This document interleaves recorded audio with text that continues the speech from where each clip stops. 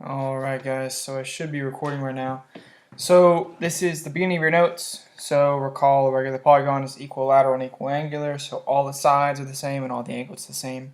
An apothem of a regular polygon is a perpendicular segment from the midpoint of a side of a regular polygon, so the side of a regular polygon, to the center of the circle circumscribed about the polygon. So right here.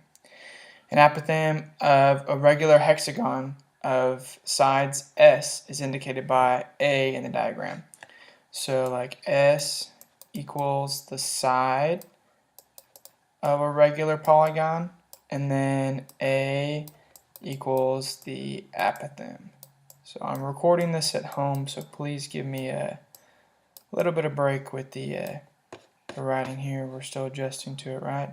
Okay, so on the next little bit. So consider a tabletop template made with a regular hexagon shown below. So we're going to go over here and we're actually going to like make the lines that connect it, right? So I'm going to try my best to do this in as neat as a fashion as I can. Trying to connect the lines. And let's see. There we go. So if we look inside here, we can see there are 1, 2, 3, 4, 5, 6 shapes. And so like if we look at that, then the interior angle has to be 60 degrees. So if we know that, then we can say, okay, because 60, this has all adds with 360, so 60 times 6 gives me 360. So the central angles, the measure of each of them is 60. And that's because times the 6 sides gives us our answer. Move this real quick.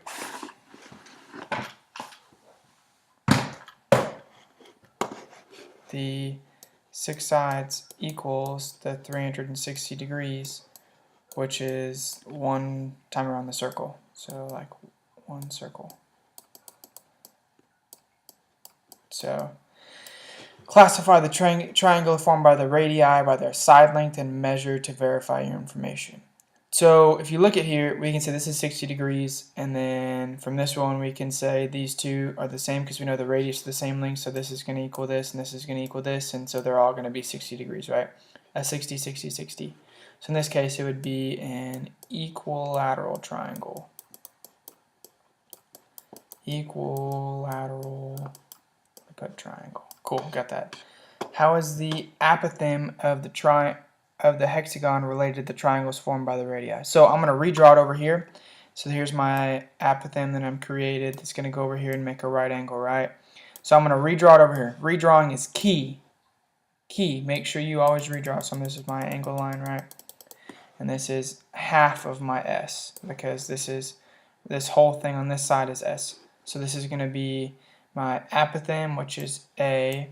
Up here is going to be, since we had 60 degrees, but we're cutting it in half, it's going to be 30 degrees. This is going to be 90 degrees. And this is going to be 60 degrees. So you have a 30, 60, 90 triangle, and we are given that in this case, well, we're just going to assume that this is 2.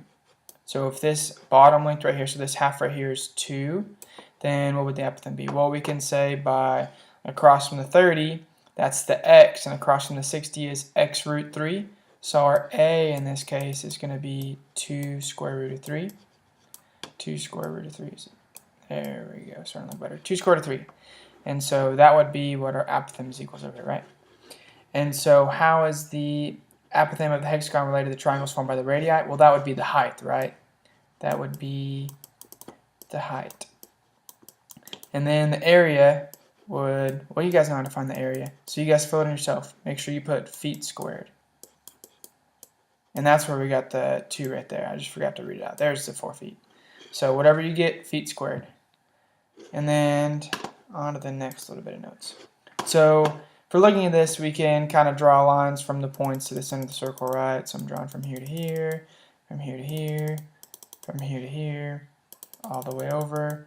So how many number of sides do I have? So number of sides gives me 5, and the number of triangles, if we count them up, 1, 2, 3, 4, 5.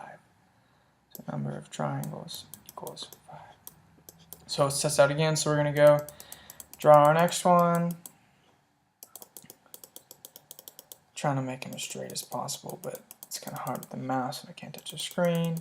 Go across here. Okay, so we have a total of how many sides? 1, 2, 3, 4, 5, 6, 7, 8. So we got number of sides equals 8. And then how many triangles do we have? When you add them up, how many do you get? Number of triangles. When I counted up, I got 8. Keep on moving. So how many triangles are formed when the radii are drawn from the center of the polygon to each of the vertices of a polygon with n sides? Well, we looked at earlier, it would just give us n triangles, right?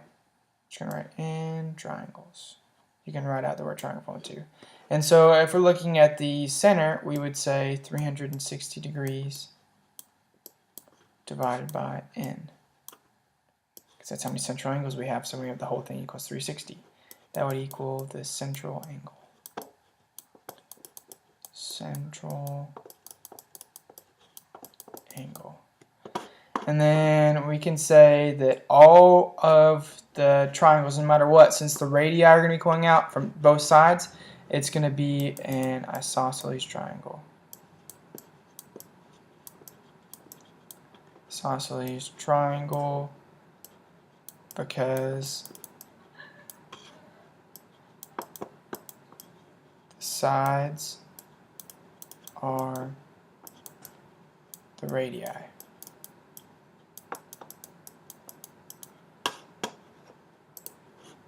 And then we keep on going on. So if we're trying to find the area of the triangle, how would we write that down? So I'm going to put area, I'm going to put like a mini triangle down here so we can represent this is for the triangle, right? Well, that's going to equal, if we look at the earlier ones, 1/2 A times S. A times S. So A being apothem, S being the side. Now what if we're trying to find the polygon? So the area, I'm going to put poly down here.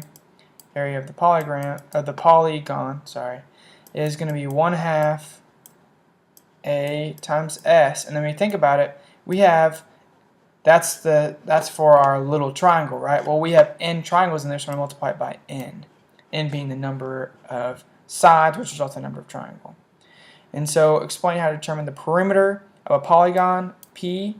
Well, P equals N times S, right? Because you have that number of sides, and the side is your side length, so you can multiply that by that.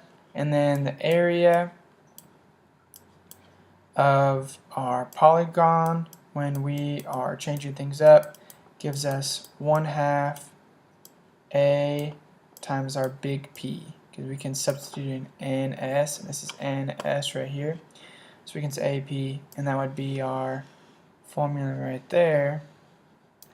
And then with our A being our apothem,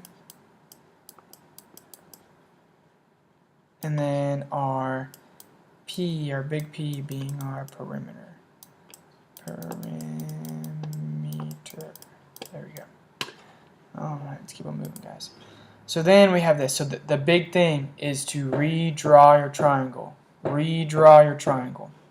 So if we're looking at this, we see 1, 2, 3, 4, 5, 6, 7, 8 sides.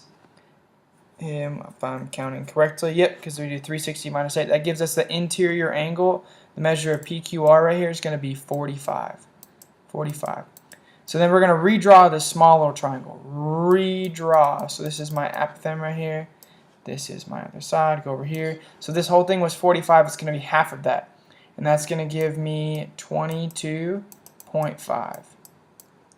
And then I look over here. This is my A. And then it gives me this is 4 inches, right? And so if we look over here, we can see it used a trigonometry to find it. So it used, we can find tangent of 22.5, which remember tangent is SOHCAHTOA, so T-O over A, equals, in this case it equals 4 over A. And then we want to get A by itself, so we multiply by A, right? So we're going to multiply both sides by A, and then multiply this side by A times A, and then we're going to get A tangent of 22 0.5 equals 4. Then we want to divide by the tangent of 22.5. Divide by the tangent of 22.5. So A equals, and that would be 4 divided by the tangent of 22.5. And that would give us our A, and our A in this case would be 9.7. And then we use our formula we found earlier, because we know our perimeter, what our perimeter would be, because we can say this is one side is 8, and we have 8 of them, so 8 times 8 would give us our perimeter. And then we can say our aperture is this, and so we find it by that. Find it by plugging it in. So on the next ones, I want you guys to do A. I want you guys to do B. And I want you guys to do, we can skip 5. We're going to do 10. We're going to go to class and do 10. So do 10 before you get to school. Try your best at it. Effort is key. If you don't show any effort in this, then we won't be able to do it together when we get to class. So make sure you fill out your notes. If you have any questions, go back and do this again. I really appreciate you guys watching this. I know it's kind of weird to do this, but I really appreciate you guys trying. So hope you guys have a great evening the rest of the day, and hope to see you guys tomorrow all rested and ready to go.